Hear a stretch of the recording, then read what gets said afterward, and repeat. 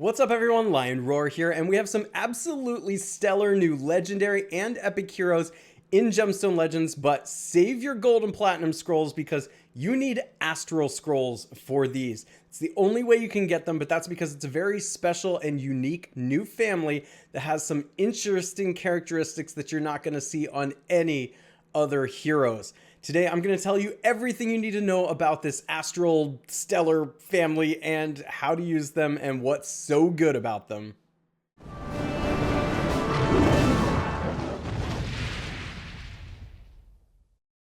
Alright, of course, the first step in getting these amazing new stellar heroes is by downloading the game if you haven't done that already. So make sure to use the link in the description of this video because you get a free epic hero and a lot of other rewards which you do not get just by downloading it straight from the App Store. And once you've downloaded it, or if you've been playing along with me all along, then you're ready to get these heroes. But like I said in the opener, save your gold and platinum scrolls because the only way to get these heroes is by using astral scrolls, which when I watched the trailer, they look super cool. And if you haven't seen the trailer yet, watch here because it got me really excited, not only for these heroes, but what they do.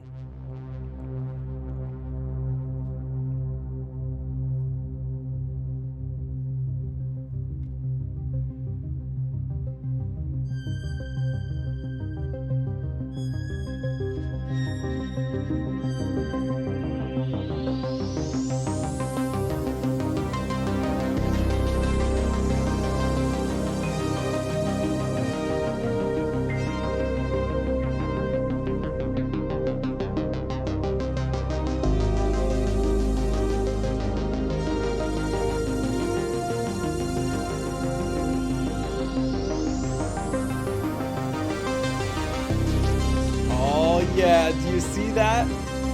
Take note. These are neutral colored heroes. A totally brand new addition to Gemstone Legends, which means you can match any gemstone color to charge their mana and set off their specials. This changes everything. Let's take a deep dive.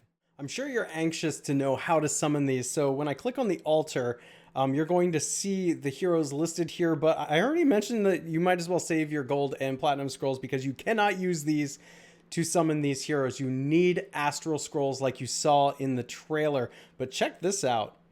When I click on the information about these, they have a 100% boosted chance to get these heroes.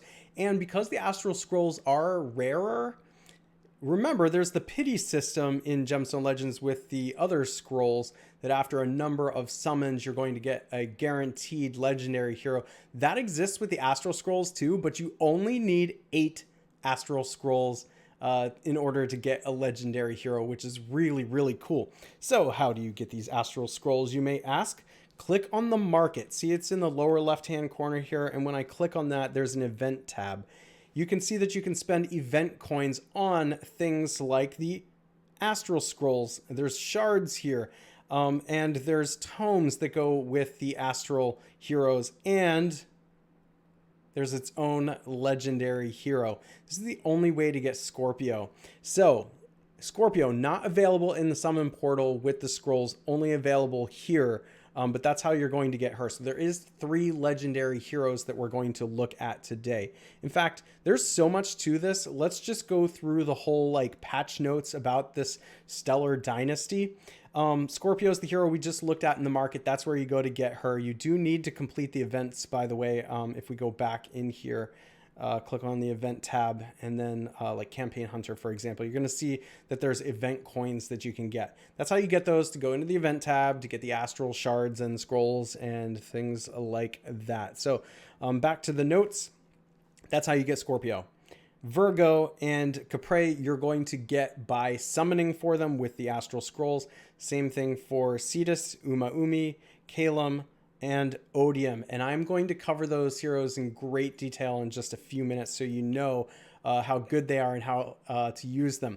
But I do want to note here that when we look at them, they all have a drawback, and that is that their mana gain's lowered by 60%. But wait. That doesn't make them bad. That is a huge drawback usually, but these are neutral colored heroes, meaning they can use any gemstone, any color, in order to charge their mana and to charge their specials up. So what that means is you're actually going to be charging these heroes faster in most cases. So it's not really a drawback. They just have to balance that out a little bit. You can't have these heroes charging as fast as all the other heroes because they would just be absolutely overpowered. So that does balance it out, but I think it's a drawback that's not really a drawback based on this. Also, these heroes do tend to have a lot higher speed, and you're going to see that when we go to look at their base stats. So how do you obtain these? Again, with the astral scrolls, only the astral scrolls, not the gold scrolls, not the platinum scrolls. You're going to see here what I just told you. The pity system lets you get a legendary hero after just 8 opened astral scrolls. And not only that, but something to note here as well is that you're not going to open any of the regular other heroes with this. You are going to get astral heroes with the astral scrolls. That's why, first of all, they're so rare, but you're going to get good heroes guaranteed. There's also going to be stellar dust that you need to awaken these, and you can also get those in the market there, the event shop. You're going to need, well, just like there's experience dummies for the other heroes, there's going to be special astral experience dummies and tomes. So take note of that. In the cabinet, we have a new column here where you can use astral orbs to increase your choice of characteristics of your heroes. And here's the neutral color affinity, the new map for how the colors work together. Red, of course, is strong against green, green against blue, and then blue against red. Then you also have yellow being strong against purple and vice versa, and neutral, which is not strong against any other color, but also nothing is strong against it. Then we have upgrades in the shop. We looked at this, blah, blah, blah. And there's new status. Now, this has nothing to do with the astral family in particular, the stellar family. But I am going to point this out. New status in the game now is Soul Corruption, which reduces the amount of mana gained from all sources by 25%. Of course, if you want to check out the notes, there's some bug fixes and things like that too. Now let's take a look at the heroes because I think they are worth going over. When I click on the altar here, we're going to start with the epic heroes, which I don't usually go over, but I think all these heroes are so good. It's worth going over every single one of them because I would gladly take any of these epic heroes to 6 stars and awaken them and make them as strong as I possibly can because of how good they are. I just love being able to use any gem match to set any of these heroes off. So first we're going to look at Calum, epic hero, specialist support. Thread of Destiny is the special. 100% chance to gain taunt for 3 turns. 100% chance to grant increased attack to a single ally for 3 turns. So that's like an okay ability, but being able to use any gem to make it go off is really good. Of course, this is a hero with that active special that you're going to use to protect the rest of your team. So you better put glass cannon heroes for the rest of the heroes. What I mean by that is when you're building a team, those other heroes better have the really big effects that are killing the other team. Glass cannon meaning they're probably a little more fragile, so they die easy, but they do have big effects. So you want to keep them alive. I'm the only one as the passive. Resistance increased by 35% and damage received is reduced by 25% if he is affected by taunt. For each positive status he grants, he heals himself for 4% of his max HP. And mana gain decreased by 60%, which you're going to see this on all the heroes. Just take note. I don't want to keep repeating myself over and over with that one. They all have it. But it is a drawback that's not really a drawback because you can use any gemstone there. So this guy is all about the taunt. I think that's the main thing you're going to use him for.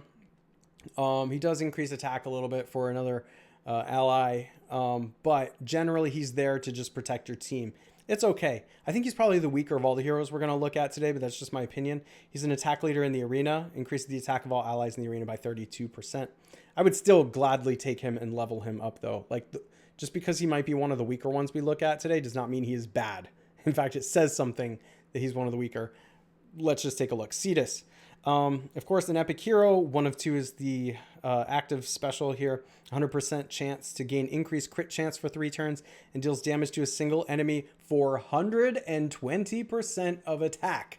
I have never seen that number on any hero, let alone an epic hero. This guy is going to kill his opponent. One is not enough is the passive has 75% chance to gain increased critical damage at the start of his turn for 3 turns. So not only is he increasing the crit chance, he's also increasing the crit damage. Each time he deals critical damage with his special ability, he has 75% chance to deal additional damage based on 120% caster's attack to all enemies. And of course, he has the mana gain decrease there as well. Now, I think for this guy, you're just going to want to load him up with the crit damage equipment. Get that up as high as you possibly can because of that 100% increase to crit chance. He's also increasing that crit damage in the passive part of the special. So when you compound that with crit damage equipment and then also use the other equipment to maybe increase the attack or, perhaps the speed or mana gain or something like that, then you're just making him go off really fast and deal a lot of damage. This is a true sniper in this game.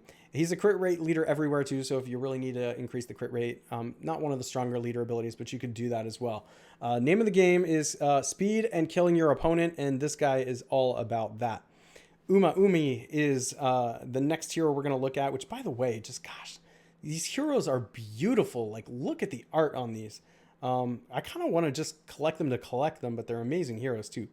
Ursa Major is the active special. I think this is really cool and unique. 100% chance to inflict burn on a single enemy for 2 turns. 100% chance to inflict bleed on a single enemy for 2 turns. And 75% chance to inflict poison on other enemies for 3 turns. So she's just spraying statuses around, which matters because of the passive. Charming but dangerous. When she inflicts burn on an enemy, she deals true damage based on 17% of the target's max HP to that enemy. So choose their toughest opponent to defeat and she's going to wipe out a lot of their HP with that hit.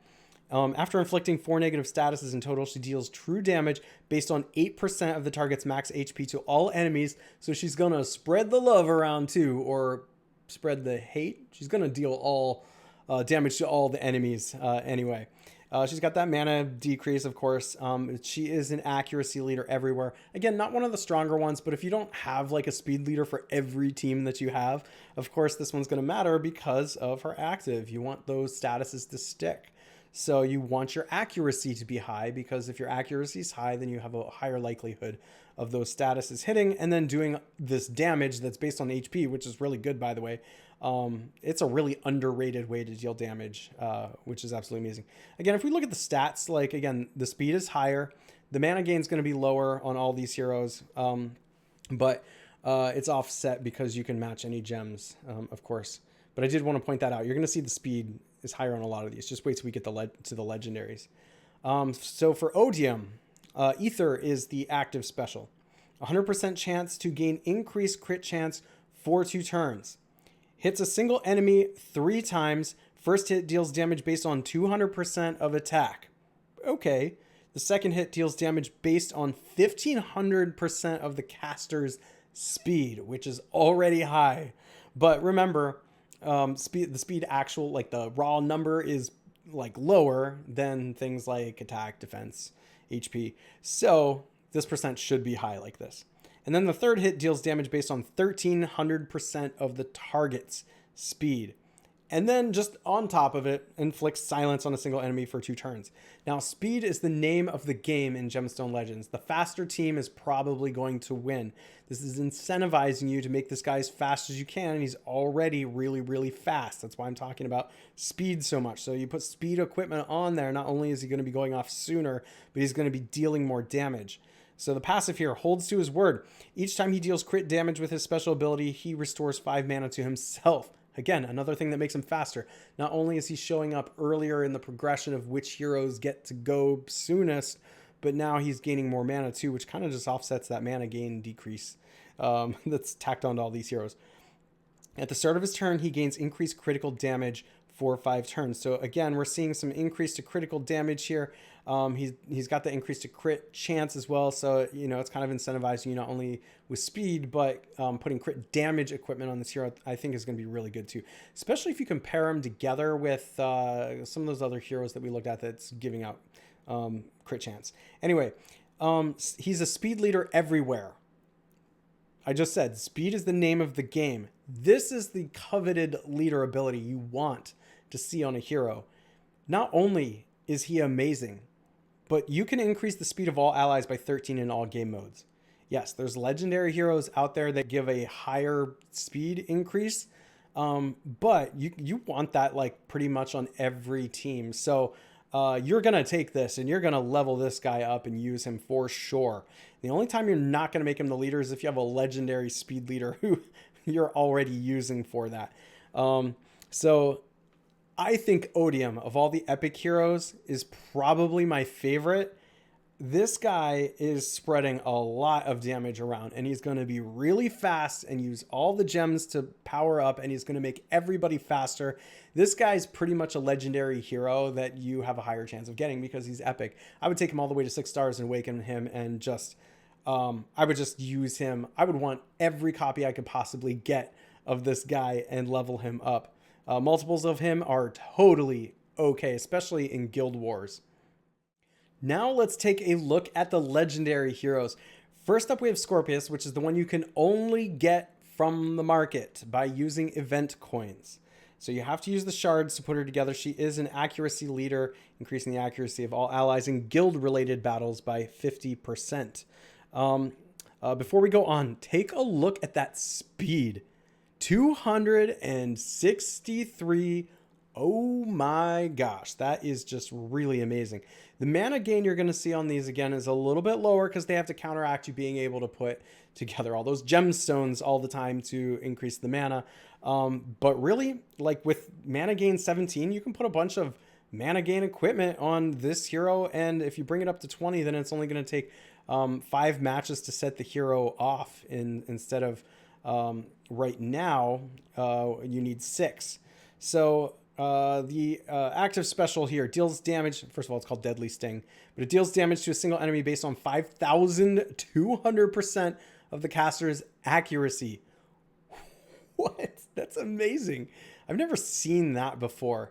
If it's on another card, I missed it, but you're going to want to pump up the accuracy on this hero.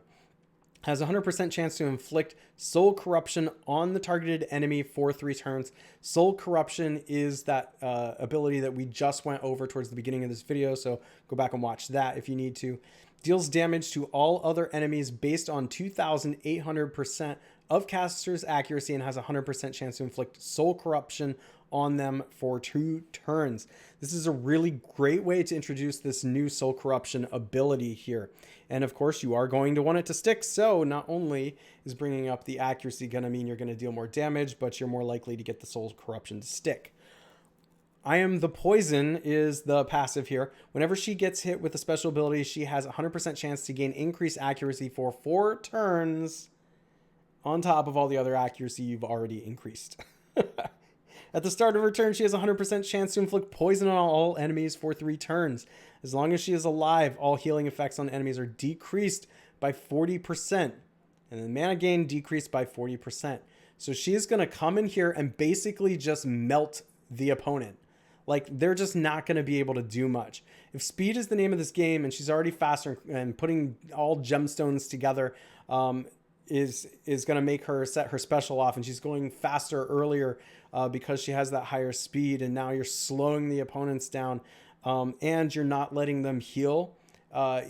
Like, she's going to be really a cornerstone type of hero in a team where you can just go and just spray the opponent with statuses and direct damage and things like that. I think she's going to be really good on an area of effect type of team.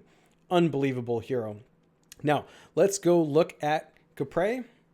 Capri is a defense leader everywhere with 259 speed. Again, very high. Only 15 mana gain. You're not really going to want to put mana equipment on this hero because it's not going to really benefit you at all. But him being a defense leader, not one of the best leader abilities. However, it does matter for the special we're about to look at here. If you don't have a speed leader increase, then go ahead and put the defense leader on if you're going to use this guy because of this. Sonic Hit. Inflicts stun on a single enemy for 3 turns. Then deals damage based on 150% of caster's defense to a single enemy 3 times. And then just goes ahead and ignores 40% of defense. Oh my gosh. Now, of course, you do have to level up the special to get there because at first he's just ignoring 20% of defense. But if you get it up to level 7, that's ignoring 40% of defense, like half their defense almost. Not quite half, of course. But I want to let you guys know, like, Sophia was one of my first legendary heroes that I got, and she was amazing, and she still is. And I leveled up multiples, and she's worth it because she just kills opponents. This guy, like, kills them 3 times over. He does what she does 3 times, and then on top of it throws in a stun just in case they don't die. And then, like, ignoring 40% of defense. Absolutely unbelievable, and we haven't even gotten to the passive yet. Deals 15% more damage to enemies affected by stun. So, I mean, there's a point at which it's like win more. Like, he's dealing so much damage to one opponent. If he hasn't killed them, they're stunned. But I would be surprised with how much damage this guy's doing if they're still going to be alive. Just pump this guy up with defense equipment. Like, don't worry about the mana gain or anything like that. Just load him up with defense equipment. Not only will that keep him alive more, but he's going to deal a ton of damage. He also ignores taunt and provoke. I mean, this guy's a meta killer. You want him on offense because whatever your opponent's defense is trying to do, he's going to get around it. He's going to get around taunt. He's going to get around provoke. He's going to kill whoever you need to, the most problematic opponent on the other team. And look at this. On top of it, can match gemstones 1 additional time. So does that low mana gain really even matter when he can match gemstones 1 more time? This guy's absolutely incredible. He is a true sniper who's really going to kill whoever you want on the opposing side of the battlefield without anybody stopping him. And of course, he has a mana gain decreased by 40% there. So, you know, it starts off with 60%, by the way. But, like, it looks like you can increase the special abilities here to get that down to 40%. Oh my gosh, guys, these heroes are really super exciting. Last but certainly not least, Virgo. I'm just really impressed by the art. I just want to collect these for the art. It's just awesome that they're amazing on top of it. But take a look at that. They've definitely stepped up their game with the new heroes that they're releasing here. Virgo is a resistance leader in the guild, which means that she increases the resistance by 50%. She's got 269 speed. Absurd. Absolutely absurd. Mana gain 16, so it doesn't really help to increase that all that much. Ancient Truth is the special 100% chance to grant protective shield based on 100% of the target's max HP to an ally for 5 turns. We've seen that be good in this game before. I'd like to see it on everybody, but I mean... these heroes do so much. We'll just wait. I mean, that's a really good one. 100% chance to grant Color Master to all allies and herself for 5 turns. That's probably why we don't see the protective shield on anybody but one ally, because Color Master means that now the entire team acts like her. They can match any gemstone, and it acts like one of the ones that will charge them up. Doesn't matter what the color is. So it's kind of like neutral if you think about it, but it's like every color is the strong color, if that makes sense. So it's slightly different than being neutral, because if every color is the strong color, well, then every hero is dealing a little bit more regular damage as well. My gosh, to the whole team. So the whole team is like these heroes. 100% chance to grant Vampirism to all other allies for 3 turns. So Vampirism is an ability we saw just added to the game not too long ago, but basically you take 35% of the damage you deal to an opponent and it heals her. So it makes sense, right? Like the flavor text to that particular ability matches what it is. So she's kind of healing herself on top of this. That's going to be amazing, by the way. People always underestimate that ability, but it's going to keep her alive longer. Now let's take a look at the passive. Passive is Love and Hate. Each turn she restores 8 mana to a random ally, increasing the speed of another opponent, kind of like undoes the downside of her mana decrease, which is again not really a downside because of what else she does, but it's going to make the other heroes on your team faster too. At the start of her turn, she increases the counters for random positive status on her team by 2 turns. So this is incentivizing you to put together a team that's going to have a lot of positive statuses and deals a lot of damage to the opponent. You're going to want an area of effect team with this particular one, and one where you're buffing yourself, so you're increasing the attack of the whole team, or you're increasing the mana gain of the whole team, or something that's going to affect everybody, because she's going to make it last longer. Oh my gosh, by 2 turns. That's if you level the skill up, of course, because towards the beginning it's only going to be for 1 turn. But that's absurd, getting it up to 2 turns later on. You have the mana decrease there by 40%, but you do get a mana gain increase of 1 when you get the skill to the highest level, which does matter, because if we go back and look at the mana gain at 16 currently, if you get that skill up to 17, then you can put the mana equipment on and get it up to 20 with a full set of it, so that you can get her special to go off with just 5 tiles and with massive speed. You guys, if you get Astral Scrolls, go get these heroes. They're all amazing. They're going to be the cornerstone of any synergy that you put together. These are all build around heroes. Doesn't matter which one you get, you're going to be happy. And then you're going to build a team around it. It is going to take some smarts, some strategy on your part in order to figure out which heroes go together with these. I gave you some ideas here. Like I said, I don't know, like, I haven't memorized every hero in the game. So I've given you an idea of which kinds of heroes will go well in this team. Because there's so many epic and rare heroes that you can max out the 6 stars and put with them, that matters. Take a look at your roster. You don't need to go chasing other heroes to add to these particular heroes. I guarantee you right now, you have heroes sitting on your roster that are going to go well with these. Good luck in the event, everybody. Good luck in your summons. I wish you the best. Please let me know in the comments of this video what your thoughts are of these heroes. Make sure to like, subscribe, and hit that bell notification, and I will catch you in the next one.